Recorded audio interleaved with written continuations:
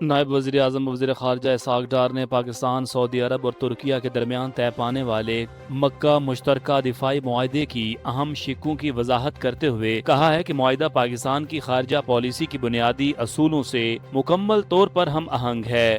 اسحاق ڈار کے مطابق 7 اگست 2026 کو مکہ مکرمہ میں طے پانے والا معاہدہ کئی برسوں کے مذاکرات اور باہمی مشاورت کا نتیجہ ہے، جس کا مقصد خطے میں امن، سلامتی اور خوشحالی کے لیے اسٹریٹجک تعاون مضبوط بنانا ہے۔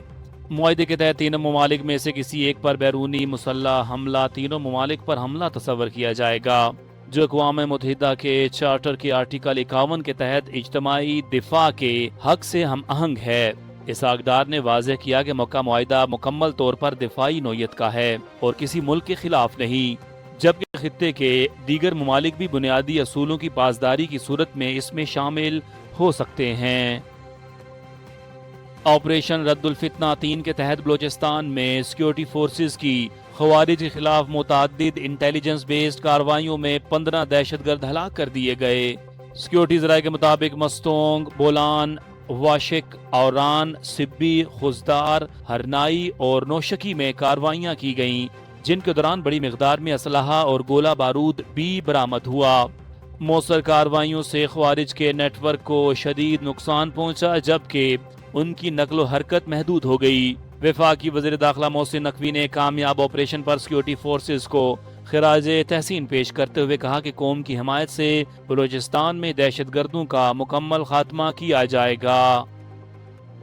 ایرانی وزیر خارجہ عباس عراقچی نے کہا ہے کہ ایران تمام تر دباؤ کے باوجود مزاحمت کے لیے پوری طرح تیار ہے اور اپنے شہداء کی قربانیوں کو فراموش نہیں کرے گا۔ انہوں نے واضح کیا کہ مفاہمتی یادداشت کی امریکی خلاف ورزیاں جاری رہیں تو واشنگٹن سے براہ راست مذاکرات نہیں کیے جائیں گے۔ عباس عراقچی کے مطابق ایران اور امریکہ کے درمیان براہ راست بات چیت نہیں ہو رہی، تاہم ثالثین کے ذریعے پیغامات کا تبادلہ جاری ہے۔ ایرانی وزیر خارجہ نے بتایا کہ ایران اور عمان کے درمیان آبنۂ ہرمز سے متعلق معاہدہ حتمی مراحل میں ہے، تاہم اس معاہدے کے فوراً بعد آبنۂ ہرمز مکمل طور پر نہیں کھولی جائے گی۔ ان کے مطابق معاہدے کے نتیجے میں آبنۂ ہرمز میں نئی بحری گزرگاہیں قائم کی جائیں گی۔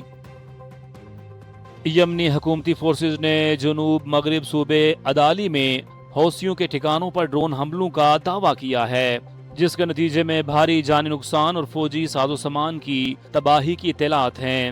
یمنی فورسز کے مطابق شمالی عدالی میں باب غلق، الفخر اور مارس کے محاذوں پر حوثیوں کی بیرکوں، خندقوں، سرنگوں، فوجی ٹھکانوں اور گاڑیوں کو نشانہ بنایا گیا۔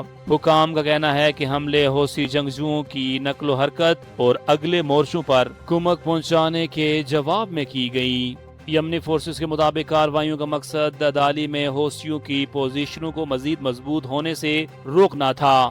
دوسری جانب حوثیوں نے حملوں سے متعلق ان دعووں پر فوری طور پر کوئی رد عمل نہیں دیا۔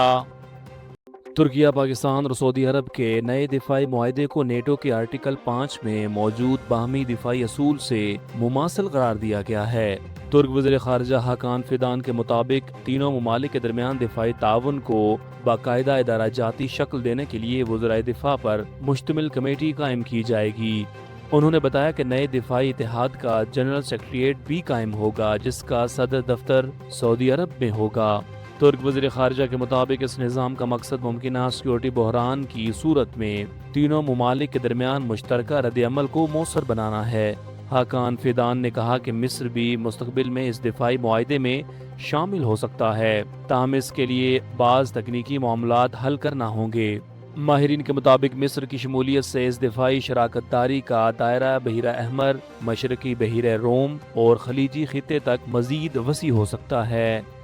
ایران نے آبنِ ہرمز مکمل طور پر کھولنے کے لیے امریکہ کے سامنے 6 بنیادی شرائط رکھ دی ہیں۔ ایرانی قومی سلامتی کونسل کے سیکرٹری ذوالقدر کے مطابق ایران کو دھمکیاں نہ دینے، جنگ مستقل طور پر ختم کرنے اور ایران کی بحری ناکہ بندی ختم کرنے سمیت امریکی افواج کو ایرانی حدود کے اطراف سے ہٹانا ہوگا۔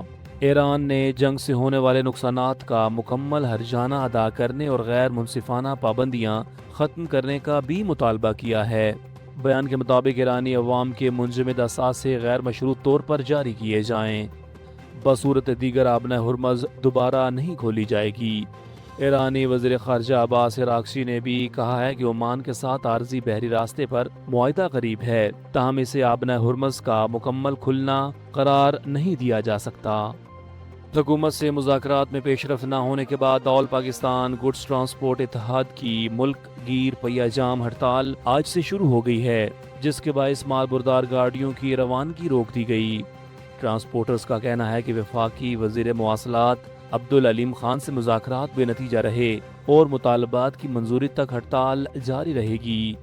ٹرانسپورٹرز ڈیزل کی قیمتوں کے روزانہ تعین کو ختم کر کے ماہانہ بنیادوں پر قیمت مقرر کرنے کا مطالبہ کر رہے ہیں۔ دیگر مطالبات میں ٹول ٹیکس میں کمی، 7% ہولڈنگ ٹیکس کو 2% کرنا اور ایکسل لوڈ قوانین کا یکساں نفاذ شامل ہے۔ ٹرانسپورٹرز کے مطابق مذاکرات کا اگلا دور پیر کو متوقع ہے، تاہم مطالبات منظور ہونے تک پہیہ جام برقرار رہے گا۔ انہوں نے حکومت سے سنجیدہ اور عملی پیش رفت کرتے ہوئے ملک میں گڈز ٹرانسپورٹ کا نظام بحال کرنے کا مطالبہ کیا۔ قومی ہاکی ٹیم ورلڈ کپ میں شرکت کے لیے لاہور سے نیدرلینڈز اور بیلجیم روانہ ہو گئی ہے۔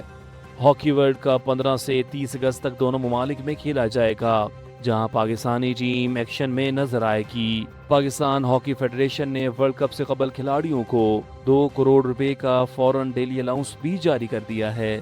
پی ایچ ایف کے مطابق ٹیم کے سفر، رہائش اور طعام سمیت تمام انتظامات مکمل کر لیے گئے ہیں۔ حکام کا کہنا ہے کہ کھلاڑی اور کوچز مکمل تیاری کے ساتھ ورلڈ کپ میں بہتر کارکردگی اور کامیابی کے عزم سے میدان میں اتریں گے۔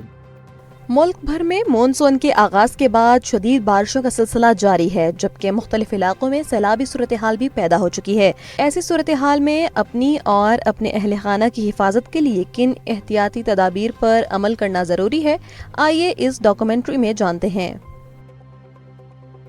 پاکستان کے مختلف علاقے اس وقت شدید بارشوں اور سیلابی صورتحال سے دوچار ہیں۔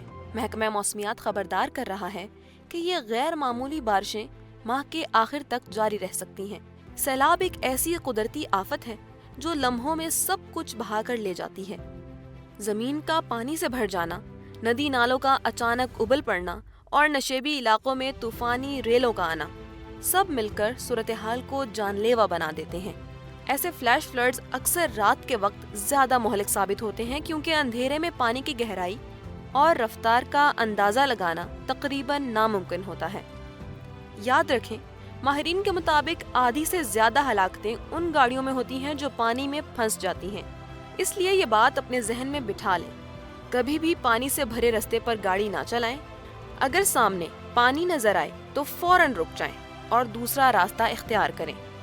اگر گاڑی اچانک بند ہو جائے اور سٹارٹ نہ ہو رہی ہو تو فوراً نکلیں اور اونچی جگہ پر پہنچیں۔ ایک انڈر پاس صرف چند منٹوں میں 5 سے 6 فٹ پانی سے بھر سکتا ہے، اور یہ صورتحال زندگی کے لیے بڑا خطرہ ہے۔ سیلاب کے دوران لازمی احتیاطی تدابیر: بارش، بجلی اور گرج چمک کے دوران ہمیشہ محتاط رہیں۔ ندی نالوں، کھائیوں اور برساتی پانی کے قریب نہ جائیں۔ یاد رکھیں، صرف 6 انچ بہتا پانی بھی کسی کو گرا سکتا ہے اور اپنے ساتھ بہا کر لے جا سکتا ہے۔ پیدل چلتے ہوئے، کھیلتے ہوئے یا تیراکی کرتے ہوئے پانی میں نہ اتریں۔ بچوں کو سختی سے منع کریں کہ وہ پانی کے قریب نہ جائیں، کیونکہ ان کے اندر خطرے کا اندازہ لگانے کی صلاحیت بہت کم ہوتی ہے۔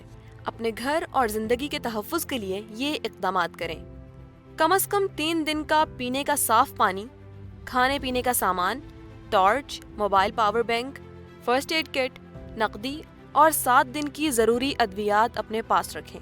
گھر واپس لوٹتے وقت ارد گرد نظر ڈالیں کہ کہیں بجلی کی کھلی تاریں یا گیس کا رساؤ تو موجود نہیں۔ اگر گیس کی بو یا سیٹی جیسی آواز سنائی دے تو فوراً گھر خالی کر دیں اور متعلقہ اداروں کو اطلاع دیں۔ بجلی کے گرے ہوئے کھمبوں، پانی میں ڈوبی تاروں یا ٹوٹے ہوئے برقی آلات کے قریب نہ جائیں۔ پالتو جانوروں کو بھی پانی اور خطرناک مقامات سے دور رکھیں۔ سیلابی پانی میں ڈوبا ہوا یا آلودہ کھانا کسی صورت استعمال نہ کریں۔ جب شک ہو تو فوراً پھینک دیں۔ صرف صاف اور محفوظ پانی ہی پینے، کھانے اور روزمرہ استعمال کے لیے استعمال کریں۔ یاد رکھیں، آپ کی ایک چھوٹی سی احتیاط آپ کی اور آپ کے پیاروں کی زندگی بچا سکتی ہے۔ اپنے اہل خانہ کو سیلابی پانی سے دور رکھیں، حالات پر نظر رکھیں اور احتیاط کو اپنا اولین اصول بنائیں۔